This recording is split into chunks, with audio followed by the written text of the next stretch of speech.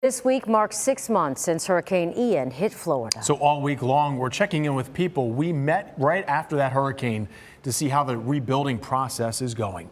ABC Action News anchor Lauren St. Germain starts us off in Arcadia tonight. The week after Hurricane Ian, I traveled to DeSoto County, and while we were there, I met Julie Yerington at a donation drive. She was helping others even after she lost nearly everything herself. We interviewed her during our broadcast. She lives near the Peace River, and the flooding just took over her property and her home. So a few weeks ago, I texted Julie to see how she was doing, how that rebuilding process was going. And she tells me it has been a rough 6 months. Finish what's in your mouth. Just the peacefulness, quietness, all the wildlife. I mean, it was just my little slice of heaven. I don't live on the Peace River, but our neighborhood's on the Peace River, and the overflow for the Peace River is behind me. Julie bought this property a year before Hurricane Irma and just finished building her dream log cabin when that storm hit. The floodwaters inched up toward her door handle and destroyed her home. The level from Irma is marked on my tree. Julie took a loan from the Small Business Administration to rebuild. So I bought this and I put it 9 feet in the air so that water would never get in it again. I'm a foot above Irma, and they said that it hadn't been that high since 1912. So I thought I was safe, but I was wrong. The flooding from Hurricane Ian took over that home. Like at least up to around the house. Yeah. You can see in these pictures just how high the water was. She had to use a kayak to get back to her house. That marker was Irma,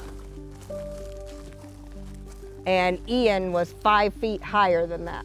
We walk around what's left. And you were telling me that the house actually tilted? Yes. This side got a lot deeper. I think the way the water was flowing so fast. Julie tells me several organizations have helped her the past few months by moving out her belongings, big appliances, and insulation. That's all mold. She's had her modular home re-leveled and is currently waiting to hear from the county if her house needs to be condemned.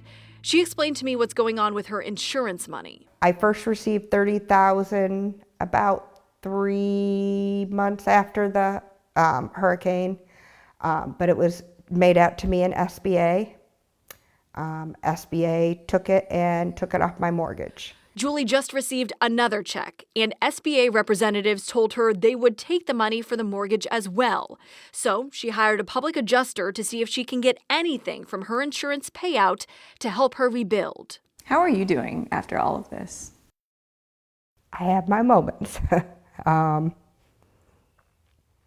For the most part, I'm really good, and I'm at peace with the situation. I know that God has a plan for me, and I just have to follow that plan. Several weeks ago, Julie received a camper from Unite Florida, which is a program through the state. This is where I'm living now. Julie tells me she can keep the camper through July 31st. What does the future hold? What is the next plan for you? I really don't know. Just waiting. Seems like it's been a hurry up and wait since the hurricane. For many of us, it may be easy to forget what happened 6 months ago. But then you drive to neighborhoods like Julie's where you see blue tarps and trailers. We're trying to rebuild and to move forward, but a lot of people forget if they had minimal damage, they just, they fixed their damage and it's over for them. But it's just beginning for me. And for Julie, this is now the second time for a new beginning because of a Florida storm. Heart-wrenching. Just such devastation.